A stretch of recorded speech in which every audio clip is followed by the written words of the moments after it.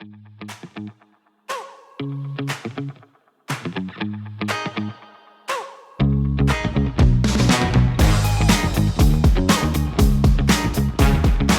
everyone, and welcome back to the official Queens United Chess podcast. I'm your host, Anisha Oberoy, the Communications Director of Queens United Chess. Every month, we feature a new figure within the chess community, and this month's guest is extremely special to Queens United. Lizzy is a rising junior at Harvard University. She played 7 years of competitive chess with her high school and middle school varsity chess teams and was even nationally ranked by the United States Chess Federation in the top 45 girls aged 17. Back in the winter of 2019, she co-founded Queens United Chess with Maggie, who we had the pleasure to interview in our first episode. Outside of tackling the gender gap in chess, Lizzy is passionate about increasing access to business and financial education in her community. In high school, she led the Junior Economic Club of Chicago and On the Money magazine. So without further ado, I am so excited to introduce the co-founder of Queens United Chess, Lizzy Brahin. Hello. Hi. Thank you so much for joining us on the podcast today. I really appreciate your time. Yeah, thanks for having me. I've been amazed by how much Queens United has grown since I've graduated. So it's been a really cool experience to watch.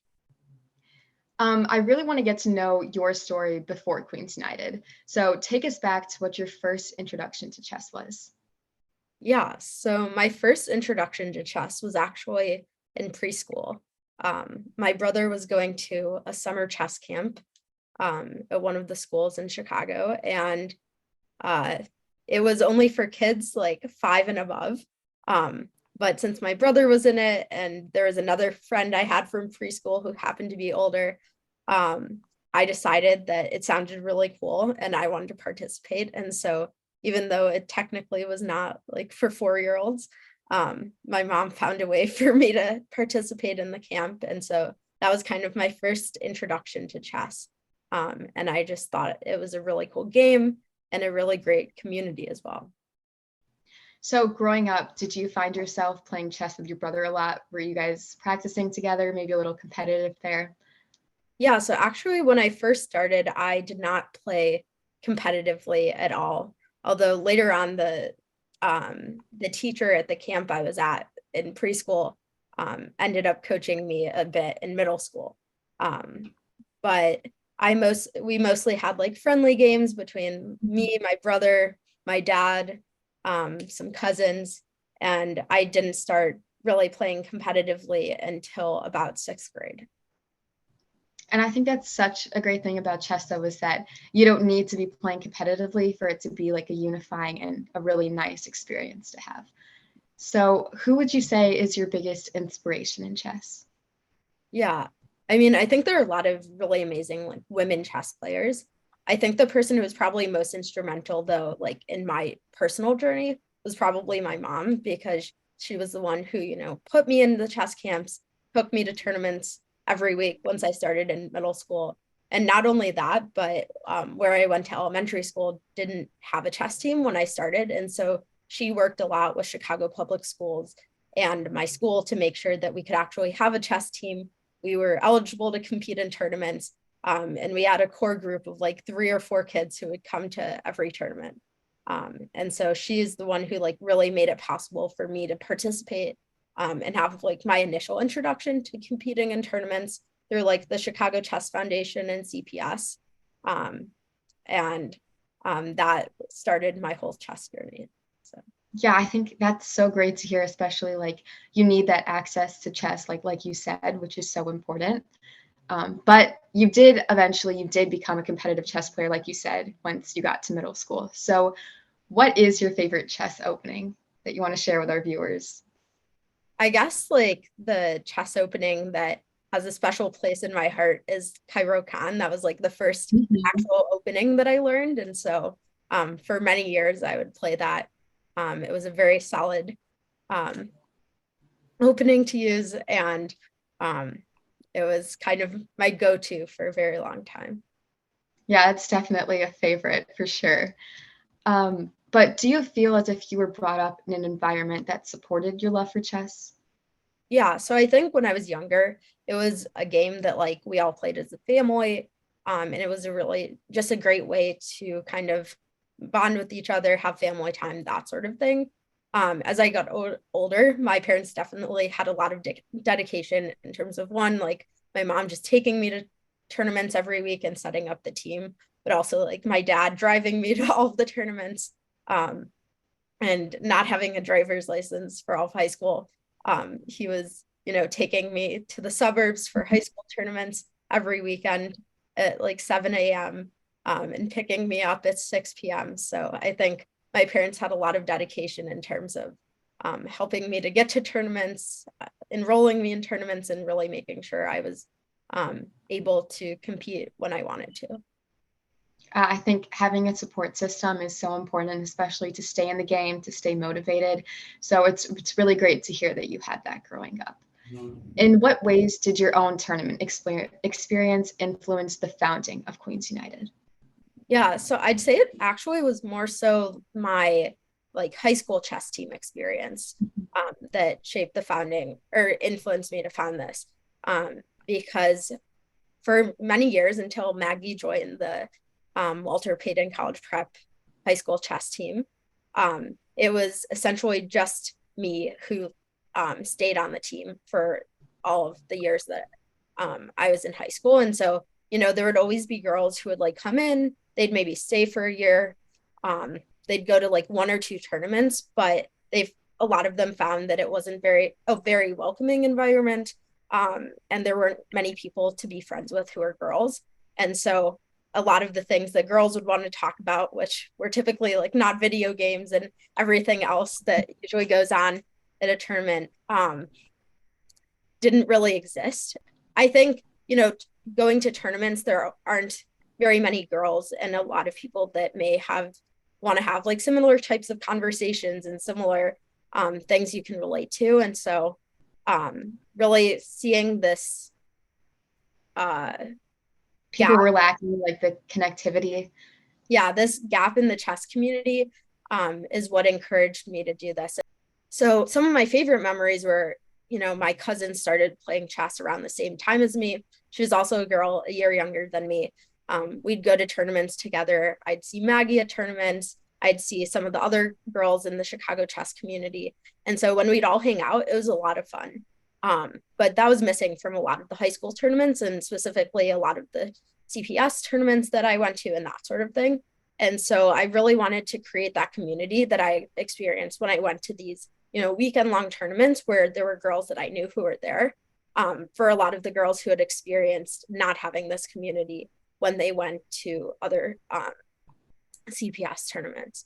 And that caused a lot of girls to drop out of the team. And so, I was thinking about what can we do to, encourage girls to stay in the game, but also not only that, chess is also like a very cost prohibitive sport for a number of reasons. Coaching is expensive, tournaments are expensive, and there's not a lot of access to it either.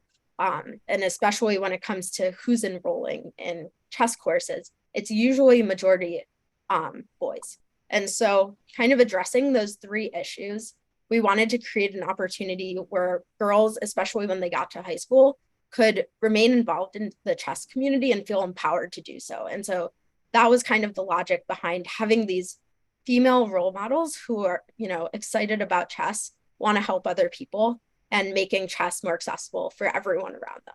And so that's kind of how Queens United started. We did a pilot program at Salazar, which was across the street of our high school. It was a bilingual elementary school in 2020. So we had about a couple months of lessons and then the pandemic happened. So that cut our in-person lessons short. But the next semester we started virtually at Ogden Elementary.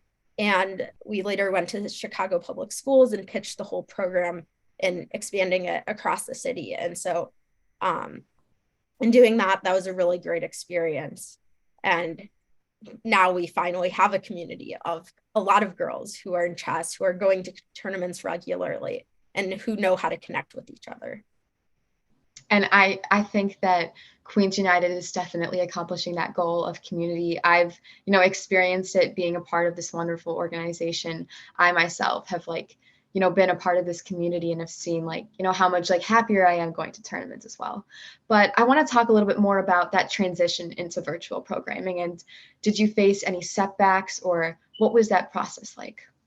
Yeah, so in terms of transitioning, I had to deal with this with a couple other organizations that I was also leading.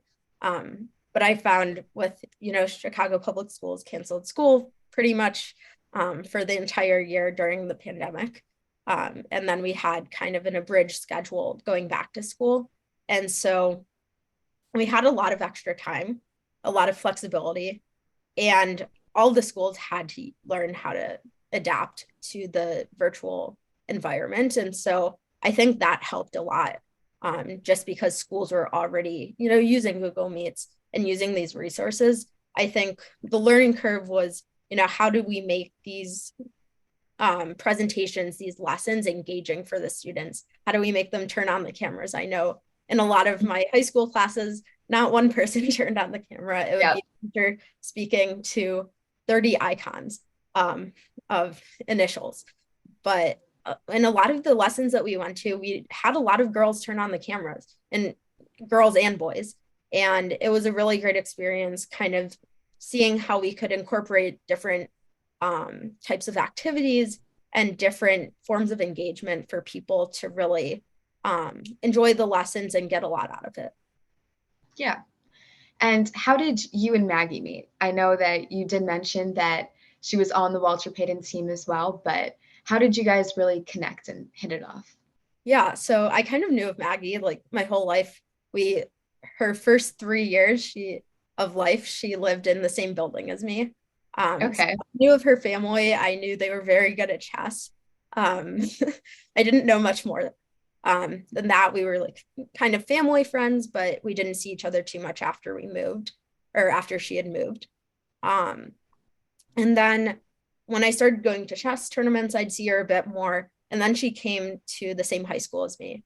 And so I think it was her freshman year that we founded Queens United. And she seemed like a great partner. She's very smart, and she's a great chess player and a great leader as well, as we've seen the past few years, and really helping Queens United take off.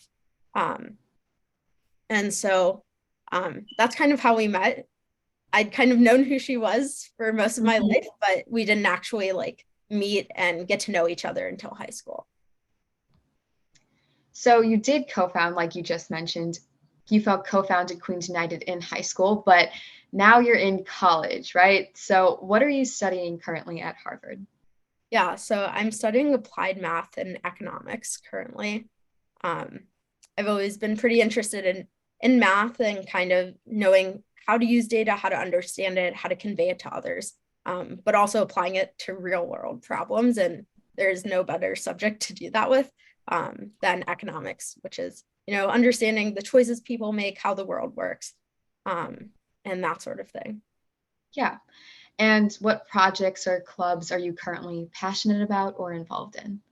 Yeah, so over the past couple years at Harvard, I've done a number of different activities. My first year was primarily focused on running a student run business. So in high school, I ran a lot of nonprofit organizations, but I really wanted to see what it's like to run a somewhat for profit business. Um, and so I spent a lot of time at the Harvard shop, and I managed pretty much all the aspects of our online store. So web fulfillment, customer service, our website, working with our marketing team, um, and our different partnerships with the graduate schools, and that sort of thing. And so that I spent a lot of time on during the school year, and then working full time over the summer. After that, I wanted to kind of see what it was like to do research. I've always been really interested in like strategy. Um, I think Mhm. that's part of the reason I enjoyed chess a lot.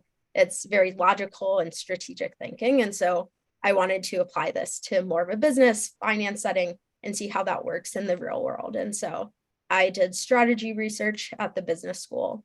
And I'm continuing it again now.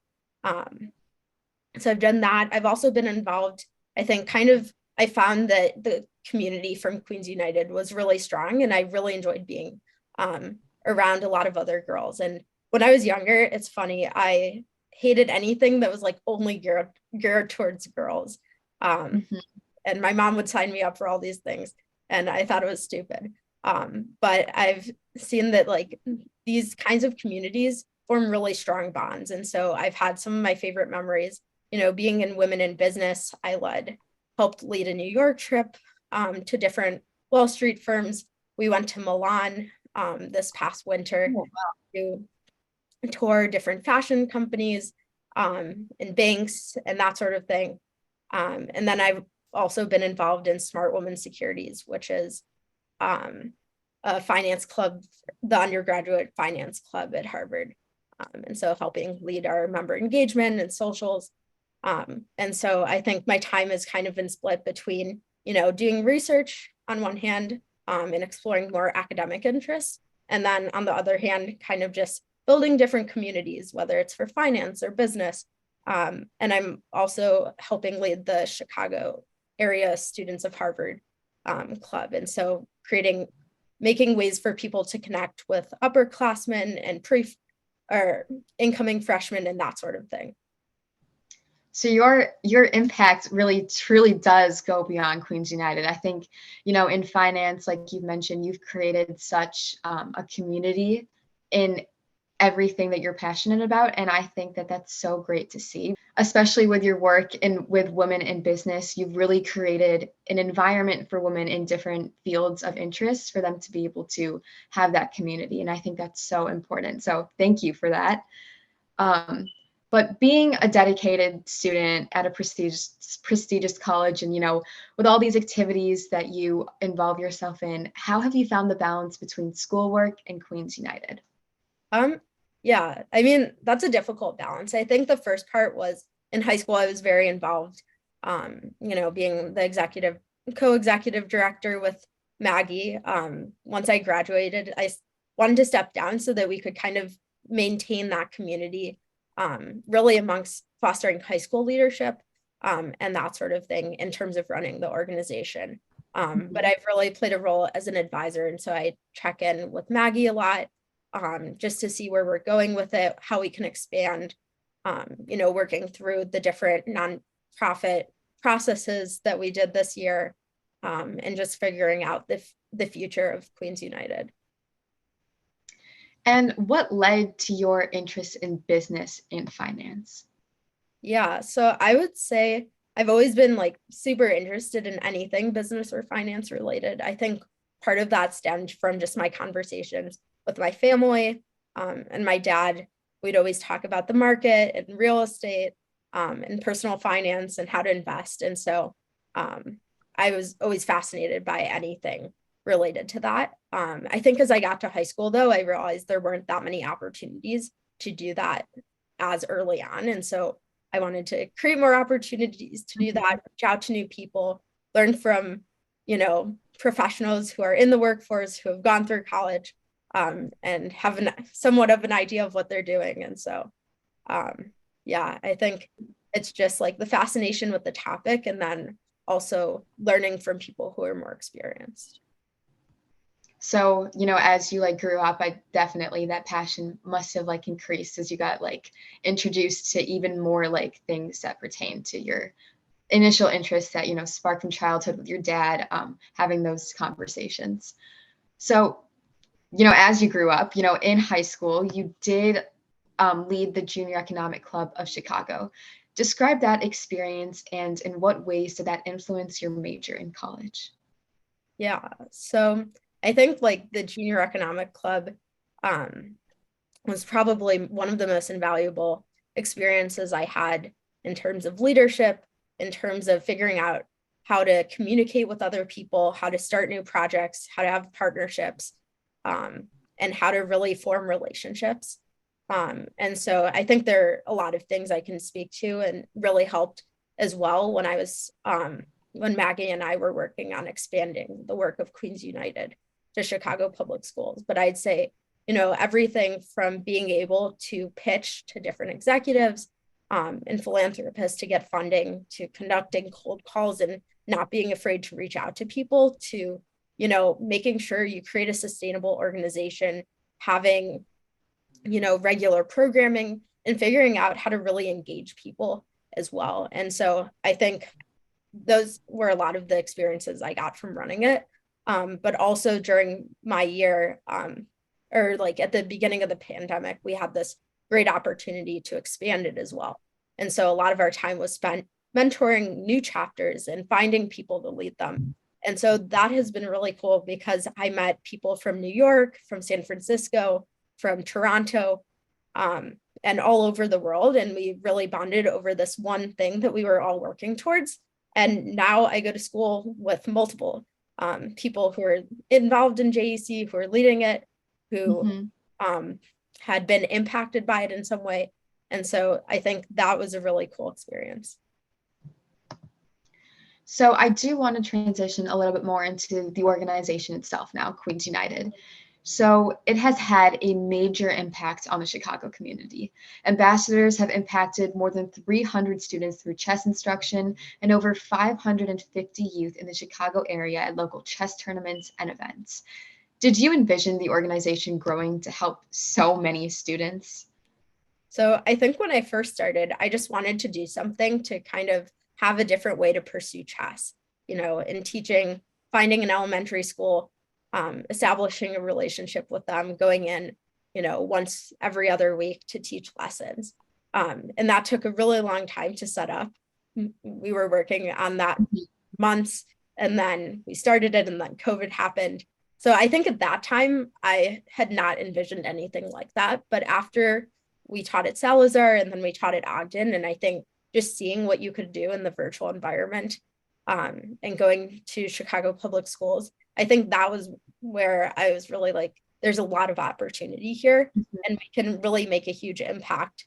And not only impacting people who are already involved in chess, but a lot of people who, have been exposed to it over the years, found it interesting, which I think has become even more so the case with the Queen's Gambit and everything.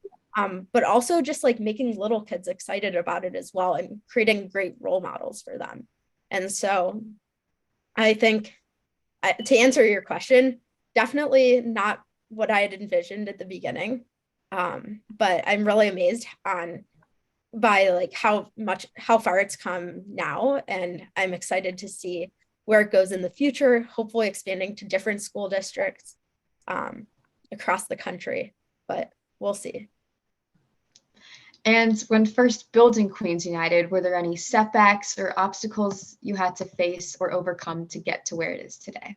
Yeah, I think there were quite a few obstacles. So Maggie and I started working on this in 2019. I think it was around November or so. And we, needed to get in contact with the school. So that was a whole thing we went through, and then actually figuring out how we would go about it. And so initially when we started, we wanted to teach during the school day because there's a lot of selection bias when you hold an after school program for chess, because a lot of the kids who sign up are boys. We didn't want this to be a program exclusively for girls who are in elementary school. But we did want it to be we didn't want it to be impacted by the selection bias of who wants to do chess, who doesn't. We wanted everyone to be exposed to it. And so that was, I guess, an experience trying to figure out, how we would incorporate it into the school day, how we would get those permissions from not only the school we were working at, but also our high school, and then continuing that into the pandemic when we were, schools were trying to navigate how to deal with the pandemic, and we were trying to figure out how we could also come into their classrooms, get the permissions from CPS. And so really figuring out how to navigate the relationships with the schools. And then once we started working with Chicago Public Schools, they were a great help in helping in figuring out how to connect with the schools, how to make sure we had the right resources. And we also had a lot of other people like Nicole Heller and the Chicago Chess Foundation, who really supported us and, made sure we had the right resources to be able to bring chess sets in or host tournaments or connect with the right people. And so I think we faced a lot of different, not issues. It was like a learning experience, for sure. We faced some barriers along the way, but I think we had a lot of people to help us and support us. And so we were able to overcome those as well. And it's so great to hear that the feedback from your community first starting up Queens United was supportive and like willing to invest themselves into such a wonderful organization. And do you say that that's kind of that initial help is what helped grow it to where it is today? Yeah, I think we definitely couldn't have done that. For example, Nicole Heller gave us the first 30 chess sets that we had so that we could actually go into the classroom and teach and people could move the pieces. I think that's the most fun for kids. And in terms of Chicago public schools, making sure we could have the relationships, it would be okay. We'd have the volunteer certification. And how can high school girls get involved in Queens United? Yeah, so high school girls, anyone who's interested in chess, you don't have to have played competitively. You don't have to be a master in chess. That's not what Queens United is about. You just have to, be excited about chess, want to learn. We can teach you. And reach out on our website, queensunitedchess.org. There are different pages. You can join the team if you want to be an ambassador. Middle school students and high school students can help lead lessons, help with private lessons, volunteer at tournaments. And if you are of any elementary school age, boys or girls, you can enroll in our chess programs at your school. So every semester we do lessons in about 5 programs across different schools. And so you can join one of those. And any younger girls as well can join our private lessons. And everything is provided entirely free of cost. CPS helps a lot with that. We have a lot of volunteering. So everyone can get involved in some way. And our summer session for chess, our summer session for lessons did just start last week. So yes, there are so many ways to get involved in Queens United, and it really is a unifying experience if you do. And Lizzy, what is your hope for Queens United? Yeah, so I think my hope is that it continues. And we have a lot more girls as they get older, as they go through the different Queens United chess programs in their elementary schools. They get to middle school and high school, and they want to be leaders and teach in more schools. So I think one part is just reaching more of Chicago, having all these girls really committed to this mission and building a community where they have a lot of other people who are supporting them, who have similar interests, and kind of have shared values as well. And I think the second part is just expanding the organization. So hopefully getting people in new cities, expanding to new school districts, having new partnerships. And I'm sure we'll do that in the future. And I'm excited to see where it goes. Yes, I'm as excited. I think we're well on our way. So to wrap up the podcast, we wanted to know what your advice would be to all the young female chess players looking for a more inclusive environment in a male-dominated game. Yeah, I think just find your community. If you don't have one, you can start it. You can recruit one other person. You can reach out to us. But really just be resilient. If you keep practicing or talking to people at tournaments and just going out of your comfort zone, you'll find your community, you'll enjoy the game, and you'll have a great learning experience as well. Well, thank you so much for joining us on the podcast today. It was a pleasure having this conversation with you. Yeah, thank you for hosting me. Lizzy, you have created such a meaningful and welcoming platform for females and youth in chess. We thank you so much for your lasting contributions to the Chicago chess community. To all our viewers out there, I hope today you were able to learn more about Lizzy and her journey through chess and co-founding Queens United. If you are interested in being an ambassador for Queens United, you can visit our website at queensunitedchess.org and make sure to stay up to date with our latest events by following our social media linked in the description. Once again, this has been Anisha Oberoi. Thanks for tuning in.